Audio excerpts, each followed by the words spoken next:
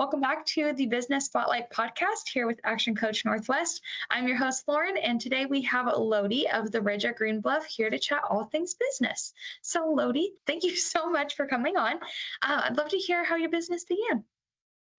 Well, we had our family and we were kind of looking to move to a place where we could do a family business. And we found Spokane and decided we would move up here. And once I came up on Greenbluff, I just knew that was where I wanted to live. And so luckily for us, this property came up and we purchased it. Unfortunately, it was also right before COVID. So we bought in 2019, and then in early spring of 2020, everything was shut down. Great. So it was a rough start, but we made it, and it's been a great place for our kids to be, and we've just had some great experiences here.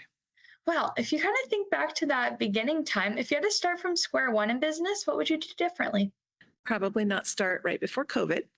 Good one. I guess I really have learned not to go backwards. Like, we can only go forwards.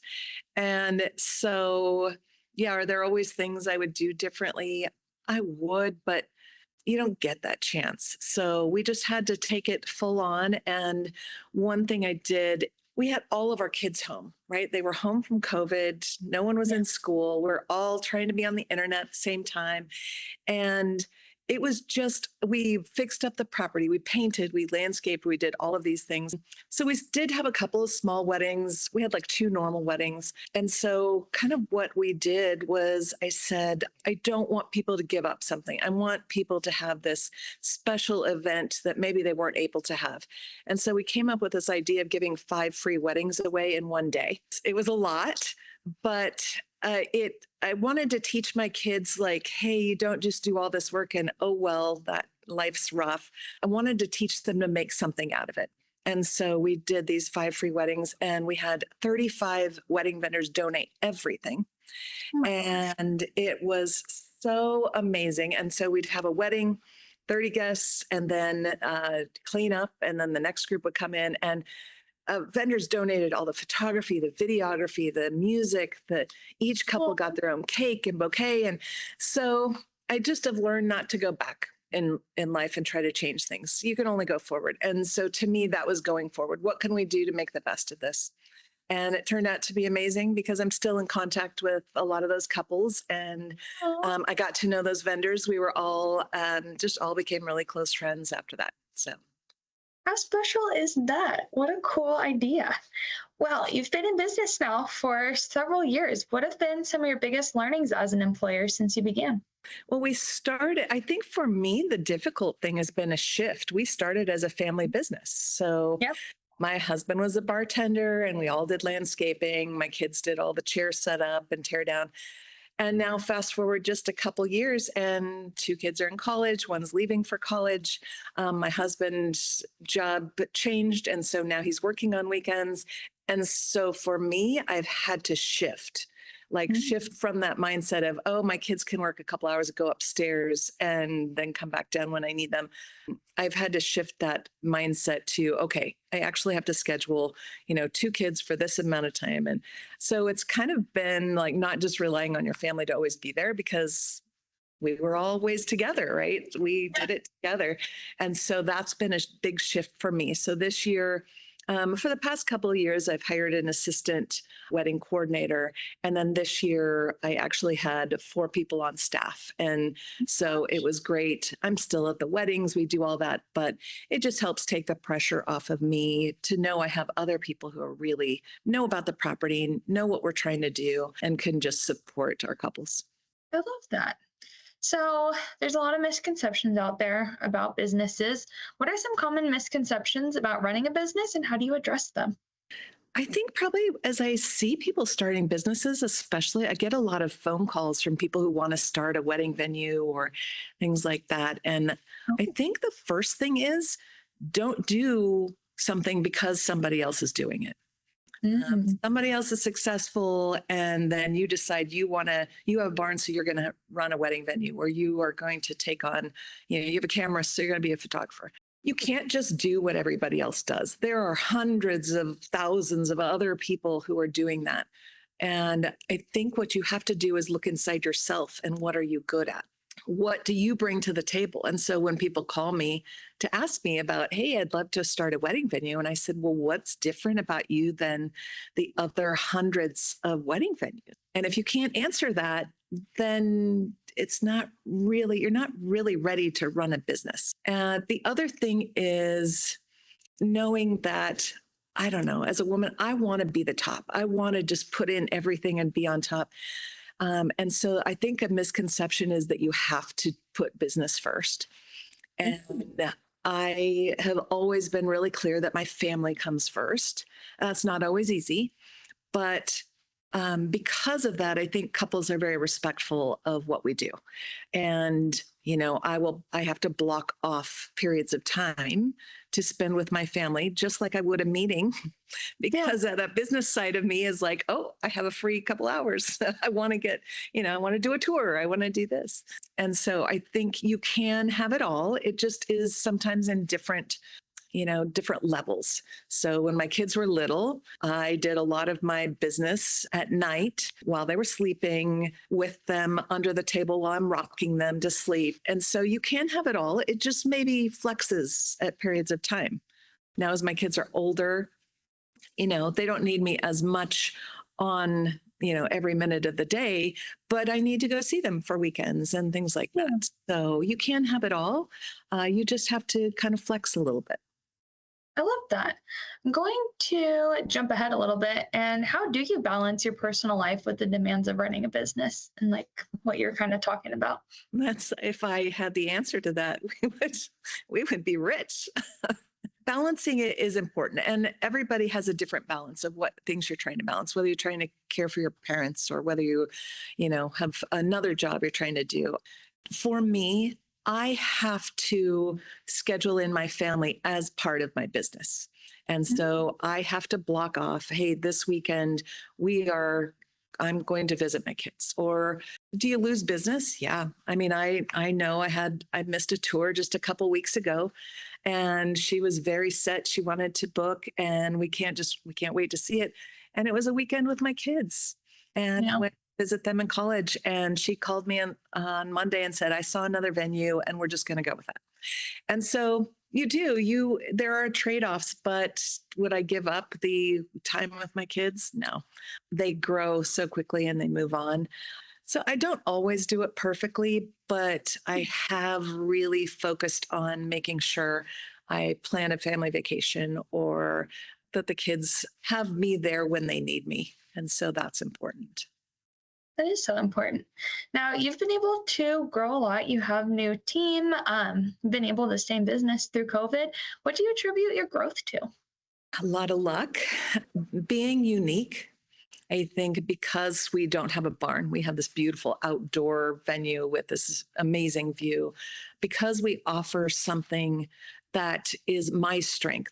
A couple of years ago, my husband said, hey, I really think you ought to look into providing an all-inclusive. Like, you just take your couples under your wing and kind of help them with everything. So why don't you just make that a package? And so after an entire winter of just trying to gather information from vendors and put together contracts and things like that, that has been something I have excelled at, because that is a strength of mine, organizing, making connections. And so that is part of it, finding what's special about you and really doing that, just taking it as far as you can go. Being honest. I think anytime you get in an industry and you are probably in that same boat, you're around other people who aren't honest. And yes, it might get them business up front, but at the end of the day, I truly think honesty comes through, being really transparent about what you do and what people can expect, and just being a good human. It's a tough business to be in. It's, there's a lot of high pressure. It's a very special day, but just being a good human and just going into it with the best of intentions. Does everything always work out perfectly? No, never. But if you really have expressed how important that person is to you or that couple, I just feel like that being a good human really goes a long way. I love that. That's so important in the business world, especially here in Spokane. So you went from a family business to now having employees. What qualities do you look for in your employees, and how do you foster a positive and productive work environment? I think for the first thing, what I look for in employees, so for the kids that are working, I'm often their first employer. And Mm. so that's been kind of interesting because I didn't really think of that. My kids we've always worked together in different things. And so I didn't really think about the fact that a lot of the kids I was having had never really had a job. And a lot of them haven't really done, landscaping or cleaning, intense cleaning or things. And so I really was looking for people who take ownership of a job and really want to do the best, not just to get paid, but just because it's important to them. And so this year, as a matter of fact, one of my employees that's worked for me 2 summers now, she actually came back and brought her mom to give a tour of the property. And it was so cute. So I just said, go ahead, go show her around. And to hear her say, oh, this is where we do this, and we try to get this ahead of time. She just had this ownership like it was her property. And I love that's important to me because that it gets portrayed to all of the people who come here. And I have guests all the time who just say, oh my gosh, your staff was amazing. And I think it's really because I want the kids who come and my assistants who come to really feel ownership of it. A lot of my wedding coordinators now kind of bring in their own special traits. And so finding a place also, so someone might be really strong in one area, but maybe has difficulty in another. And so we kind of split off different jobs. And so we have bartending position and all these things.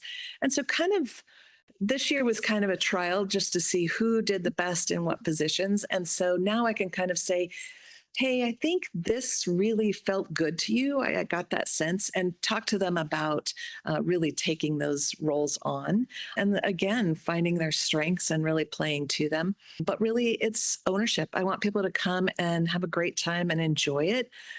But I want them to also have some stake in it and some part. I love that. That's important. Now, looking to the future, where do you see yourself in 5 years? And any words of advice for other business owners looking to grow in their business? 5 years, I don't know. Oh, I don't know. I would like to have more assistants, maybe come in, coordinators, things like that. So it's not such an intense, my summers, my weekends are all booked, right? So I would like to rely on other people, get to that point where I can rely on other people to do that. But for other business owners looking to grow their business, I would say find your thing. What makes you unique? What is your strength? Mine, I love networking. I love organizing. I love creating something. I don't love bookkeeping. I would never be a bookkeeper, but find your thing and really focus on that. And it's not that you can't do all that other stuff, because I still have to do bookkeeping, right? I still have to track mileage. I have to do all that yucky stuff, but find the thing that makes you unique and special and just to take it on. I love that. That's so important. And now my final question is a fun one. What question should I be asking you that I haven't yet?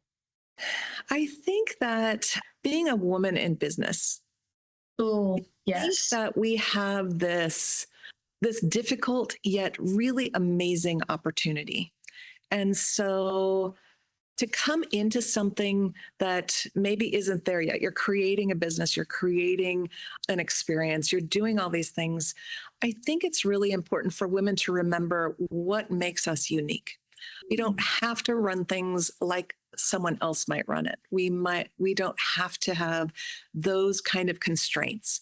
I feel like sometimes we kind of get caught up in kind of, well, that's who's being recognized, so I need to kind of focus and be more like that person. And I really think as women, gosh, I've had kids, I've cooked at the same time as I'm having a business phone call, and I'm, carrying somebody around. Like, we just have this dynamic ability, and to really focus on that, I think, is where the true strength lies for women in business. I love that. That's such a good way of looking at it too. 'Cause sometimes being a young woman in business myself, it can be very overwhelming, and I'm like, It "Am I is. doing this all right? And why Yes. why is this person succeeding?" And maybe my toxic trait is the darn comparison game, and feel like, "Wait, Yeah. what's going And you on?" can't, right? You focus on yourself and what you bring. And I think the other thing would probably be just have a powerhouse group of women that you rely on. Yeah. Because I love just meeting with friends who have their businesses and we'll sit down and just brainstorm. And it's just like, my heart's full because I got to hang out with a friend, but also my head is just spinning with all the ideas and things. So just remember to, keep accessing that information around you. Oh, that's so important. Well, thank you so much, Lodi. I really appreciate your Thank time. you. And to all of our watchers at home, be sure to check out the Ridge at Greenbluff below and come back for more of our episodes.